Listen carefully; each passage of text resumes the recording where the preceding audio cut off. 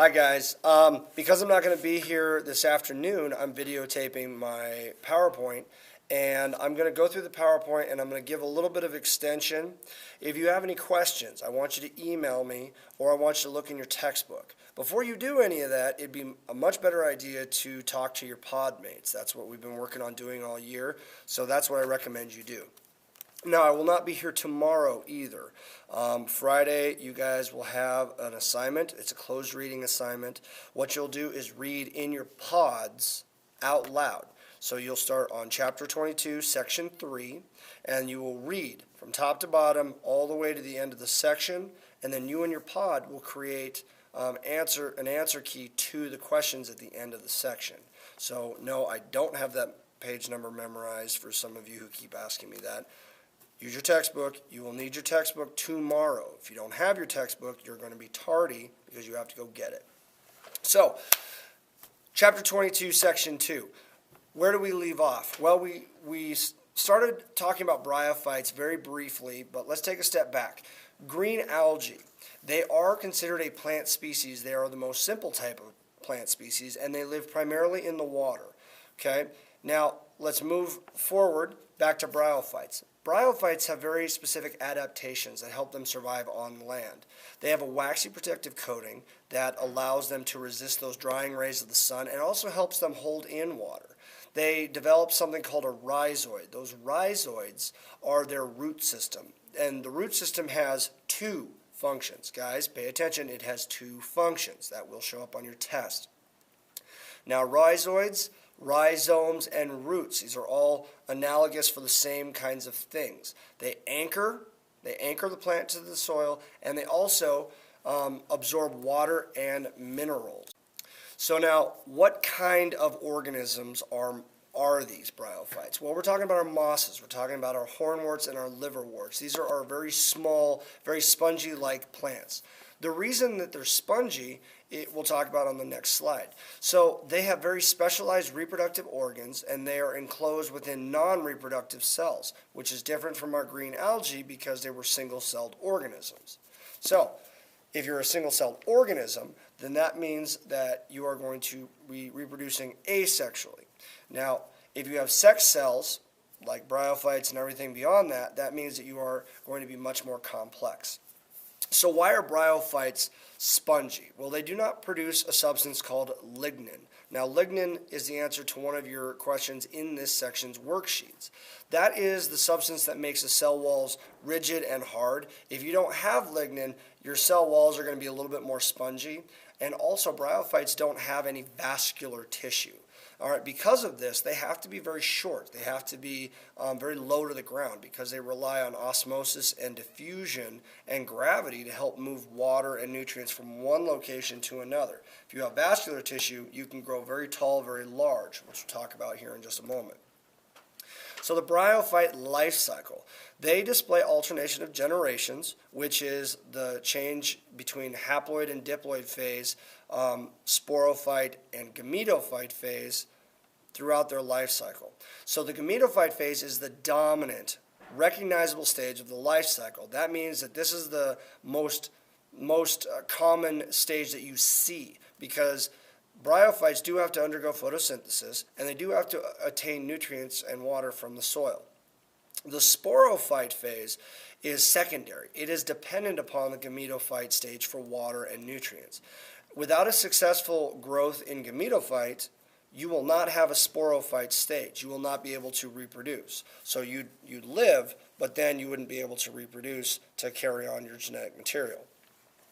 Bryophytes have a similarity to us human beings in that they produce sperm and egg cells. Their sperm also have flagella, just like the human male does. Flagellum have a very specific function, and that is to allow them to swim.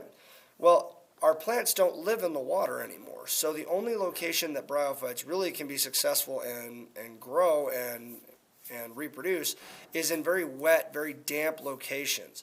So that's why if you look on my PowerPoint slide, you see a picture on the bottom right-hand side of a very marshy, very wet area. And this is the location where most bryophytes survive. So the gametophyte phase. When a moss spore lands in a moist place, it begins to sprout and it begins to grow, just like a typical plant. So the gametophyte then forms its rhizoids. Those rhizoids are, again, its roots. So hopefully you were able to answer that before I even got to it. And now, roots grow down. Roots will always grow down, and shoots will always grow up. We talked about that phototaxis very briefly in class about a week ago. How if you turn a plant upside down, the roots will actually begin to grow towards the bottom no matter which side you put them on, and the stem will always try to grow towards the sunlight. Okay, that's called phototaxa.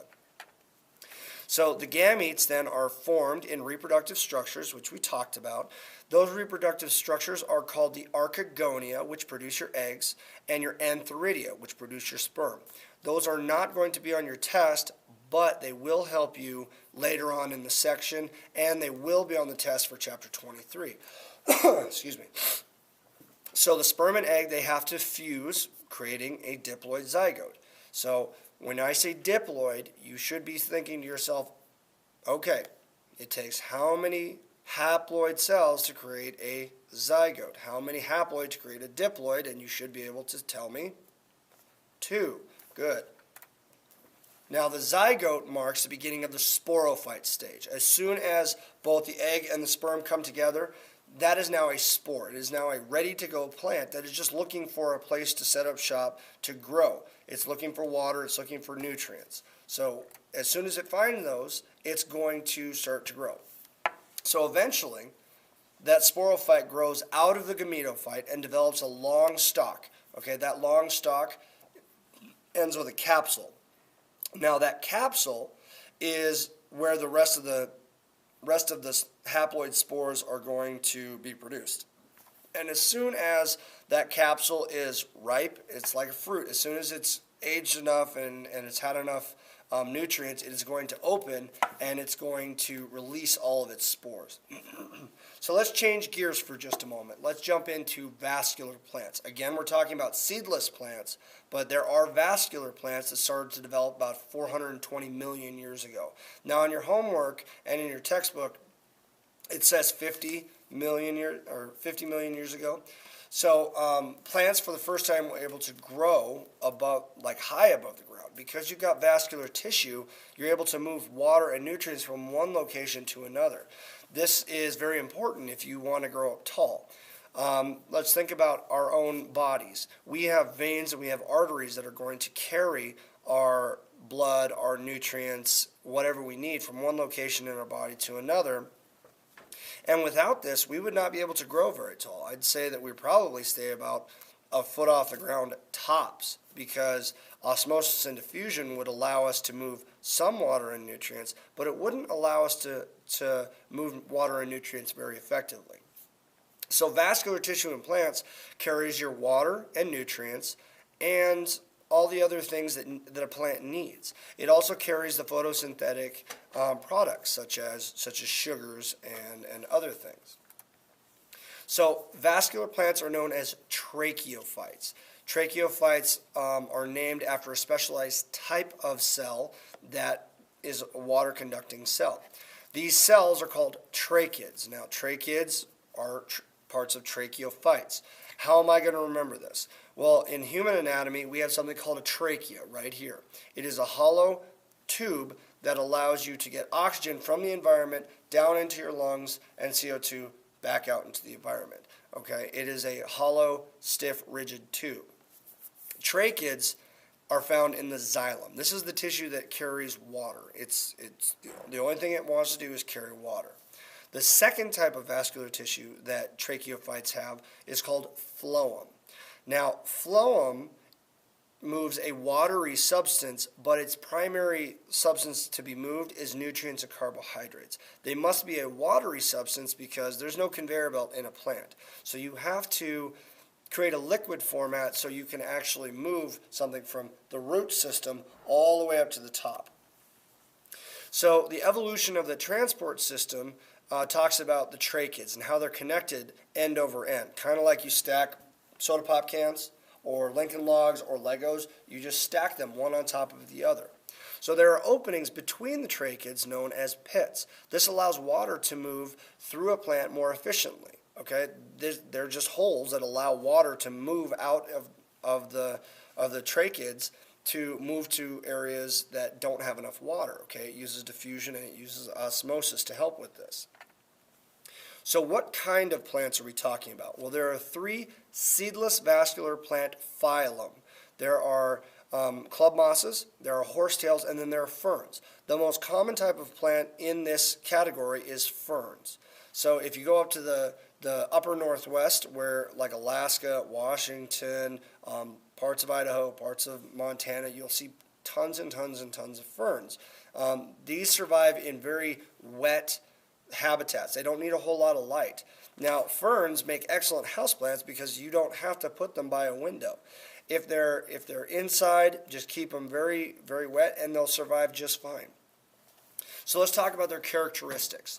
Now, seedless vascular plants have more characteristics than green algae, and they have more characteristics than bryophytes. They have the ability to undergo photosynthesis, which makes them plants. They're eukaryotic. They have vascular tissue. They have rhizomes, which are a type of root system. So instead of rhizoids, they have rhizomes. So they have vascular tissue. They have strong root systems called rhizomes, and these rhizomes are creeping underground stems. So ferns can do a little bit of asexual reproduction if possible. And they also have very large leaves called fronds. So that's going to be very important for your homework. Let's talk briefly about the life cycle. In the life cycle of a fern, the spores are produced by the sporophyte. So this grows in a thin heart-shaped haploid into heart-shaped gametophytes, So again, notice the similarity in language. Spores are sporophyte. Haploid, gametophyte. So gametes are always going to be haploid. So the gametophyte grows independently of the sporophyte. Now in the bryophyte, those gametophytes and sporophytes had to grow on top of each other. In the fern life cycle, that's not the case. The gametophyte can actually go and grow somewhere else. It typically does not, but it can if it needs to. So the sperm and the eggs are going to be produced by the antheridia and the archegonia. Those are the similarities between the bryophytes and the vascular plants. Fertilization requires at least a thin film of water. That's why these plants have to survive in very wet, very densely forested climates, so the sperm can actually swim to the egg. So the diploid zygote is produced by fertilization, and what this does is creates a new sporophyte plant. So as soon as your diploid zygote is created, you now have again another valid, viable plant. This is the dominant stage of the fern life cycle. So when it's growing, it's getting its nutrients, it's doing what it needs to do, it is in the sporophyte stage. So then it creates haploid spores that develop on the undersides of the fronds in the sporangia. So again, those fronds are those leaves. And then the cycle starts over. It starts with a gametophyte. So as soon as the gametophyte grows up, it'll create those haploid spores, and those haploid spores will go off and do what they do, and then create those gametophytes, and those gametophytes will fuse and then create more diploid zygotes. So hopefully this helped you understand the lesson a little bit better than just telling you to read it. I am going to try and use these a little bit more often. So if you have any questions, again, please email me.